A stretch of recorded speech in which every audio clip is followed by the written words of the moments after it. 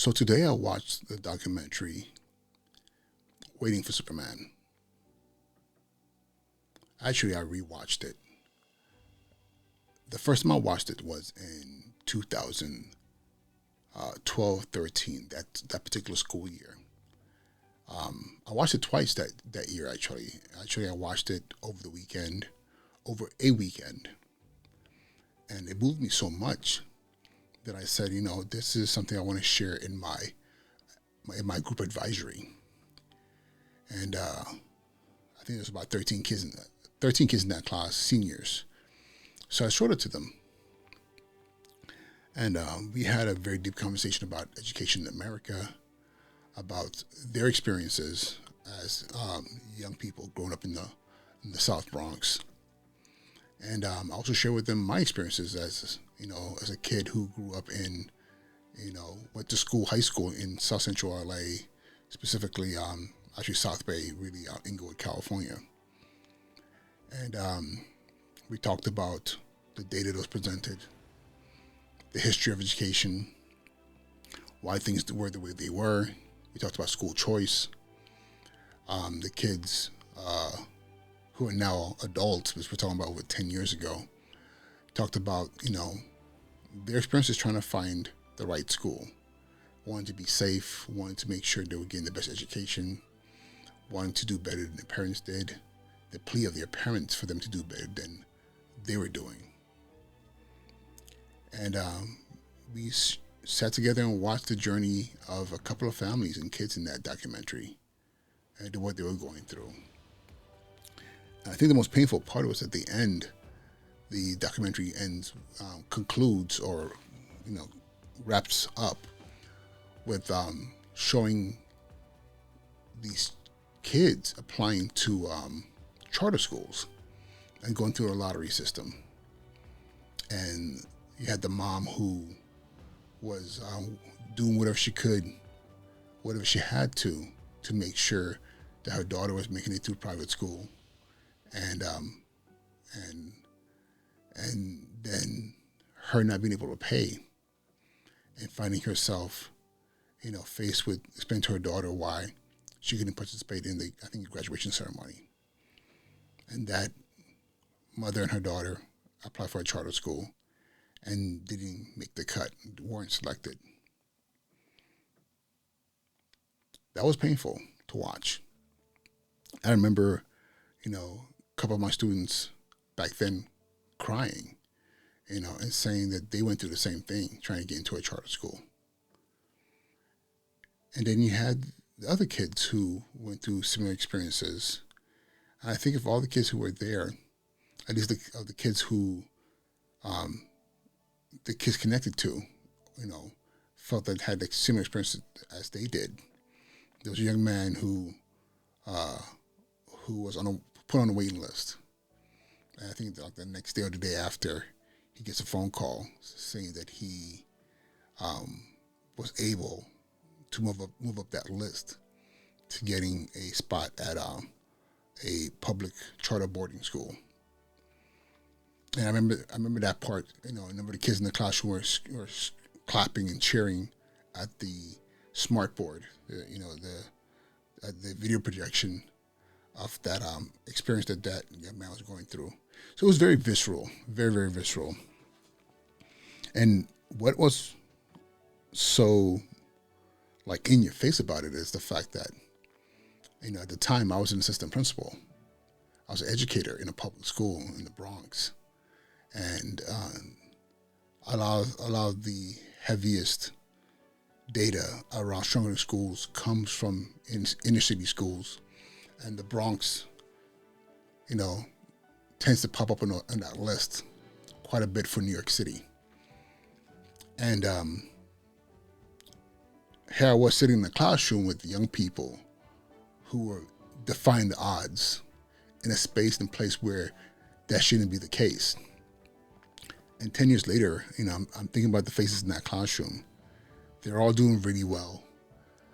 There are a couple of educators in that classroom who are now the educators today who were in that classroom then as high school students who are working in New York City and beyond and those who are doing other amazing things, who are, you know, pursuing legal careers and who've started families, and and they're defying the odds. I don't want to say they're just doing well. They're defying the odds because all the statistics and data that even that documentary presented said that, the majority of them should not hope for anything beyond, the present, because the next day was not guaranteed, and the data just showed that failure was what was for them. And here I am 10 years later watching this documentary, and it still feels the same. Yes, there are pockets of spaces in public education, even and I'll include charter school. I'll include all of education where kids are thriving and succeeding, but it seems to be still not considered commonplace. And in reality, from my experience, it isn't commonplace. But I do believe the one thing that documentary spoke of, and if you haven't seen it, you should. It's called Waiting for Superman. And the one thing that stood out for me on what it takes to have a successful, thriving learning environment. Let me take that back. Teaching and learning environment for all parties involved, and specifically more so for the children in that learning environment, that school, that institution, whatever it is having adults that are all on the same page. Very, very important. The documentary talks about unions and how decisions are made that really benefit adults, and I'm not here to talk about any of that. I'm here to talk about what I know has worked, and I've seen it work. It's when you have all the adults together in that school functioning as a team. The same way you have a basketball team and everyone knows their role and everybody's able to step in for each other for the greater purpose of winning. Whether it's a football team, whether it's a fire squad, in the military, combat squad, same thing. Everybody knows their role and responsibilities. Who's the medic? Who's the comms person? Who's the munitions person? Who's the field commander? All those things. When everybody completely devotes themselves to their responsibility and also knowing when to step in for another person for the greater good of the mission, then you will be successful. And so many schools don't function like that. I've said this to my staff over the years, over and over again. If you are here because you just want a job and that's it, you are working for the wrong community. You're working for the wrong principal. You're working for the wrong leader. You're working for the wrong team. Because here, we're not here because this is just a job. We're here because of the work. This is our life's work. We are educators. And we will do whatever it takes to make sure that these young people live above and beyond what is expected of them statistically, what is expected of them based on the data that's been collected over and over again that says that they have very little to look forward to beyond what they see outside their windows. When I was in Jordan Down's projects in Watts, and I looked at those windows in between those buildings and only saw trash and despair and empty bottles and cracked needles. The data said that was it for me. Here I am. When I was sitting in that third grade classroom and the teacher told my mother that, your son's retarded, and literally used those words. And all I can see at that point in time is the pain in my mother's face and the certainty in my teacher's face that I wasn't meant for anything beyond what they could provide for me at that moment in time, guess what? Here I am today. And when I went through my training, I was told, your job is to do the best that you can, because you're going to be in spaces where it's dangerous and the kids are not going to want to listen, and you got to find the few here and there and really buckle down on them because they're the hope. I didn't listen to that, because I said to myself, every child in my classroom, every child in my grade band, every child in my school. As I, think about it, I progressed from being a teacher, dean, assistant principal, team leader, all these positions, but gave me more and more range of impact on the lives of children. At the end of the day, as the principal of a school, I had to believe every child, even the chronically absent, every child, even the ones who seem to know nothing more than fighting every day, every child. And this was important because at the end of the day, why would I commit to a profession, to a work that's not going to impact every child? So what I took from the documentary is that, again, every adult, the principal, assistant principal, team leaders, union reps, everyone, cafeteria lady, cafeteria guy, bus drivers, school safety agents, everyone has to be on the same page of what the mission is. Even if there are 50 schools in the building, there are no schools with 50 schools, but there are schools that have 6 or 7 schools, individual schools in the same building. There has to be a collective expectation, a collective understanding, a collective belief of what the work is for every child in the building.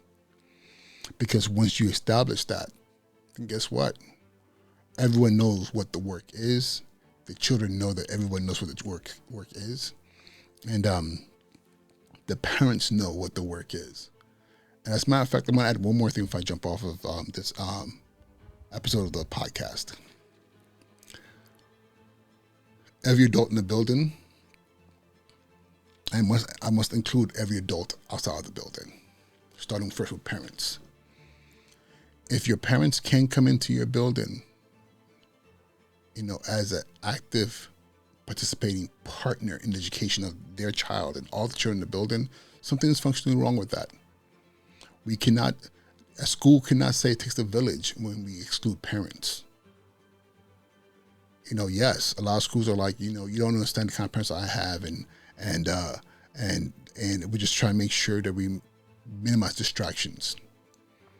If we're educators and we're saying we're educating the whole child, how do we exclude their parents, their families? It's our responsibilities to find ways to also connect and educate their parents and the family members on what is expected in elevating their child, their brother, their sibling, their grandchild, their niece, their nephew. So the language cannot be, absolutely should not be, we know best. As far as just, or I know best, as far as just that one teacher, that singular administrator. It has to be we, a belief that's being established collectively. It's not easy, trust me. It's not painless. I've done it several times. I've been on several teams where we had to work together to establish that collective understanding, that hive mentality around the mission and what it takes to make sure that every child in the building is getting supported. And again, it takes every adult in the building and adults outside the building, and I'm talking specifically family members and parents, to be part of the mission. All right, y'all. I just wanted to say this. It was heavy on my mind, and it's like, I think 2 o'clock in the morning, and I had to just get this out. So I'm going to go ahead and post this. And I look forward to hearing what you think about this. If you've seen the documentary, please share, comment. I really want to know because, again, this is something we talk about seemingly cyclically, in cycles, what's happening in our schools. And at some point in time, the successes of the few has to be the success of the collective. And with that being said, have a good rest of your day, wherever you are. And I'll talk to you soon. Be well.